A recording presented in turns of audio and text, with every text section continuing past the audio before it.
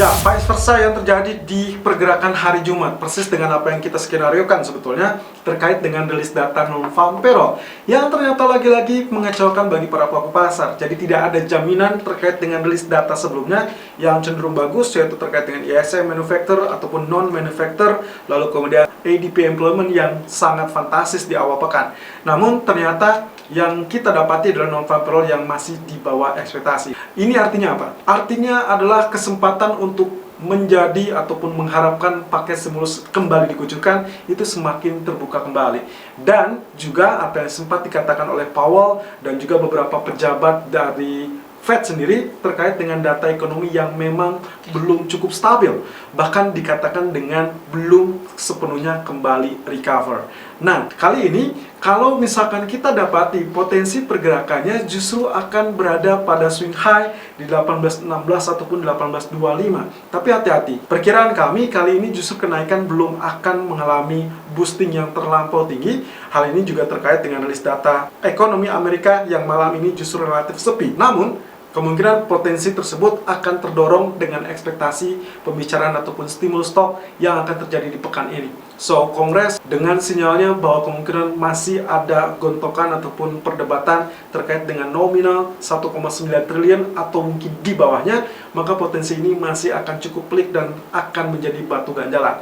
Sehingga kemungkinan ekspektasi di pekan ini seharusnya kita akan mendapati pola kenaikan, tapi juga relatif terbatas. Setidaknya dengan pola-pola pergerakan sebelumnya, ini bisa ditandai sebagai area dip in case Anda menginginkan strategi medium term. Karena ingat, medium termnya masih cukup bagus selama suku bunga masih dipertahankan dengan tingkat suku bunga rendah dan juga pelonggaran moneter yang masih akan ada, termasuk juga kebijakan fiskal ataupun kebijakan moneter yang masih akan bergulir, maka ini adalah medium term yang sangat-sangat baik untuk gold sendiri. Lalu bagaimana dengan inflasi? Well, data inflasi akan kita lihat di pekan ini, yaitu di hari Rabu ataupun Kamis, yang kemungkinan potensinya juga tidak akan terlampau tinggi. Dan meskipun naik, well, setidaknya menurut Powell, hal tersebut belum menjadi hal yang menakutkan untuk ekonomi AS. Dan Janet Yellen, Menteri Keuangan AS, tadi pagi memberikan statement terkait dengan paket stimulus 1,9 triliun. Menurut dia, ekonomi AS akan kembali pulih dan faktor tenaga kerja akan kembali sepenuhnya di tahun depan, asalkan paket 1,9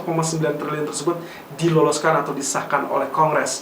Wow, ini suatu tantangan yang cukup menarik. Apakah hanya ghosting atau mungkin memang memberikan ekspektasi yang nyata? Apalagi kita tahu bahwa Yellen adalah mantan ketua Fed. Meskipun dia tidak membicarakan terkait dengan kebijakan moneter, tapi dia dengan pengalamannya memberikan gambaran bahwa aspek yang paling penting adalah berani untuk berbuat lebih. So, hari ini dengan potensi yang seakan relatif sepi data, saya rasa dengan faktor teknikal kita cukup perhatikan saja area support ataupun resistensi psikologis yang juga kemungkinan potensinya masih cukup banyak PR dan terjal berliku untuk mengalami boosting ataupun kenaikan selanjutnya. Kita lihat technical view 8 Februari 2021. Irfan untuk Agrodana. Technical Outlook 8 Februari 2021 DXY dengan indeks daily menunjukkan pola penurunan kembali terjadi setelah hari Jumat yang lalu rilis data non-farm payroll yang ternyata dirilis di bawah ekspektasi. Oke, dengan bearish candle ini sebetulnya kalau kita perbesar, ya Anda bisa lihat di sini ini adalah bearish engulfing. Jadi kalau misalkan kita asumsikan, harusnya hari ini akan terjadi penurunan atau pelemahan untuk US dollar kembali.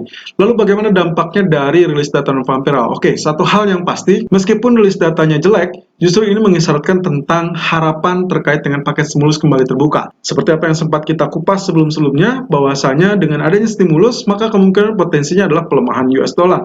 Yang artinya lagi, kemungkinan potensi pelemahan dari pola sebelumnya akan kembali terjadi. Tapi, kalau kita lihat dari technical sendiri, setelah kemarin kita menggunakan areal garis trendline seperti ini, dan kita mendapati kecurigaan terkait dengan pola V di sini, ya kemungkinan polanya, kalau misalkan pun turun, hati-hati dengan terbentur ataupun tertahan di zona support 90.85 atau paling ringkas, paling simple adalah melihat area Fibonacci retracement 38.2% berada 90.73. Jadi kemungkinan di sini akan sedikit menggantung, dan kalau ternyata tidak berhasil tembus area garis ini, maka potensi kenaikan untuk US dollar masih masih bisa terjadi.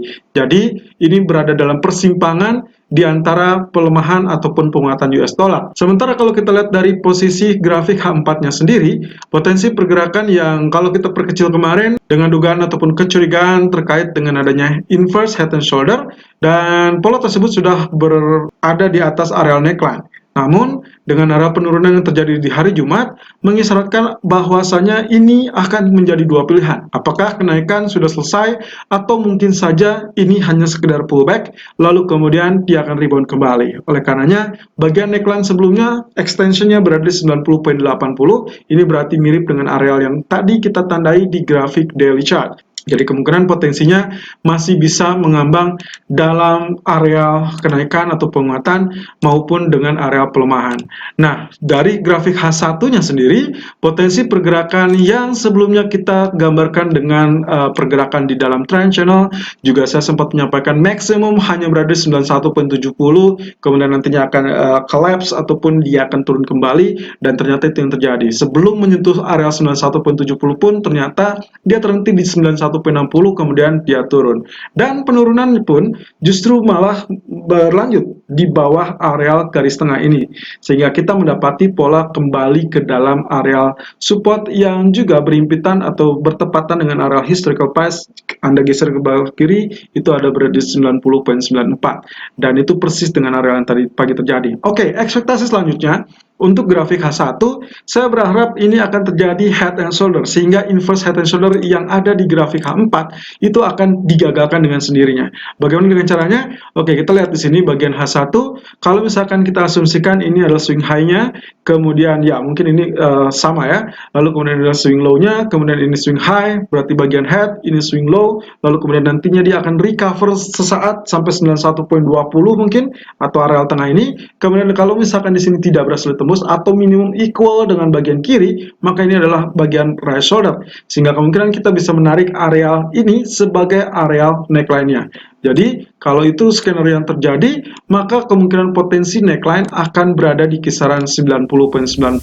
Technical view gold 8 Februari 2021 jam 11:50 waktu Indonesia bagian Barat, high 18.70 dan low 18.08.20, running price 18.10.90. Sedikit mengulas terkait dengan data non-farm payroll kemarin yang ternyata dirilis di bawah ekspektasi, dan akhirnya vice versa betul-betul terjadi persis dengan dugaan atau skenario yang sempat kami sampaikan kurang lebih di pertengahan atau di hari Selasa dan Rabu di pekan yang lalu. Oke, saya sedikit lihat dari weekly chart terlebih dulu, karena ini akan kita lihat apakah pengaruhnya sampai pekan ini bisa terjadi penurunan atau justru pembalikan arah. Oke, kalau Anda lihat dari dua candle sebelumnya, ini adalah bearish engulfing, yang artinya pola tekanan di pekan ini masih akan menghantui. Jadi hati-hati kalau sampai kegagalan kenaikan sampai zona 18.25 atau melintasi 18.25, maka potensi penurunan masih bisa terjadi. Dan 50% Fibonacci retracement yang kita miliki di weekly chart menunjukkan area 1763.00 atau setidaknya area yang pernah dicapai di bulan Desember yang lalu.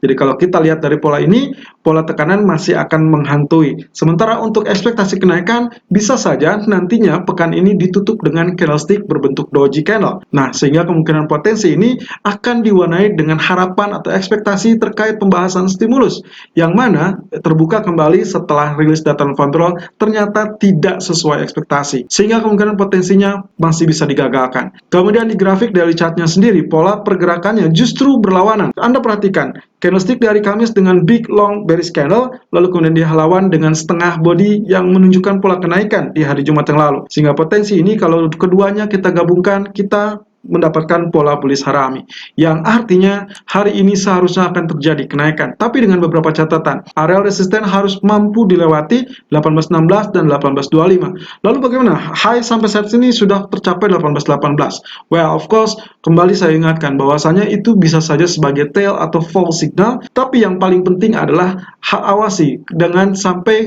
pola penurunan itu melewati area low yang sempat tercapai di tanggal 5 Februari yang lalu, yaitu dari Jumat dengan area terendah 1791.80, atau mungkin saja kita ambil 18.00 sebagai area psikologis kita untuk hari ini. Lalu kemudian area support berikutnya adalah 17.84 dan terakhir 17.65 sesuai dengan area 76.4% ini. Nah, PR utama kali ini 18.25. kita akan lihat apakah dia berhasil melintasi apa tidak. Setidaknya menyentuh saja, tapi jangan sampai berharap bahwasanya ini akan boosting atau mendorong jauh lebih lanjut.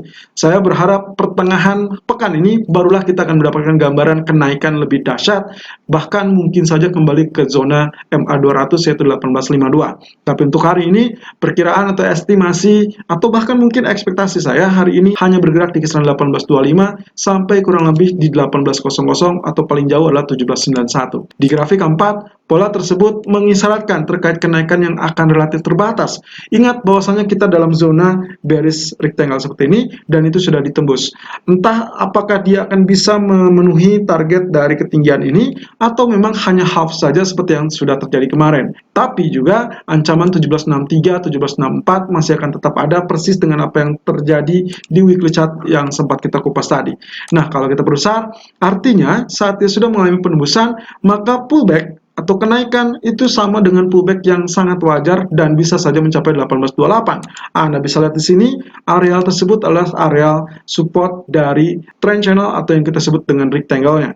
Dikarenakan ini adalah sebelumnya menjadi area support, maka kini menjadi area resisten. Sehingga kemungkinan potensi kenaikan akan relatif terbatas. Itulah sebabnya kenapa saya meragukan kenaikan kali ini bisa menggapai lebih tinggi terlebih dulu. Tapi, at least, estimasi ataupun ekspektasi skenario untuk hari ini adalah setelah mencapai area resisten, dia akan recovery terlebih dulu atau terkoreksi terlebih dulu kurang lebih 1801 ataupun 1800, kemudian dia rebound kembali dengan trial berikutnya dan bisa saja di trial berikutnya dia akan tembus atau maksimum kita bisa menantikan potensi pergerakan dari pola double bottom. Nah, di grafik H1 yang paling kentara di sini Anda bisa lihat setelah pas penurunan lalu kemudian dia mengalami kenaikan, bahkan area 100% Fibonacci retracement di grafik H1 nyaris saja ditembus, yaitu berada di 1819.30. So, rejection sudah terjadi di pertama kali atau di pagi hari. Hati-hati, tadi saya gambarkan kurang lebih rejection pertama, lalu kemudian turun sampai zona 61.8% atau maksimum 50%. Nah, di sini dia akan terjadi pantulan, dan pantulan kedua, saya rasa hati-hati kita akan melihat potensi areal 1819 bisa saja ditembus. Jadi, jika Anda sudah melihat pola penurunan saat Anda melihat video ini, maka hati-hati, sesuaikan dengan pola pergerakan yang terjadi. Karena dia sudah mengalami penurunan, maka ekspektasi berikutnya kenaikan bukanlah untuk Anda lakukan sell, melainkan untuk mencari area buy on dip di kisaran 1802 ataupun 1806. Dengan catatan, SL kita akan gunakan kurang lebih di zona 1797 atau sedikit di bawahnya, yaitu 1795. Ini untuk mengantisipasi jika saja tekanan masih tetap terjadi. So, ekspektasinya adalah melakukan buy on dip 1802 ataupun 1805 dengan target pertama adalah 1811 dan target kedua adalah 1819 dan stop loss kurang lebih di area 1795 ataupun 1797. Selalu gunakan stop loss dan risk management sesuai dengan equity dan strategi trading Anda. Irfan untuk Agrodana.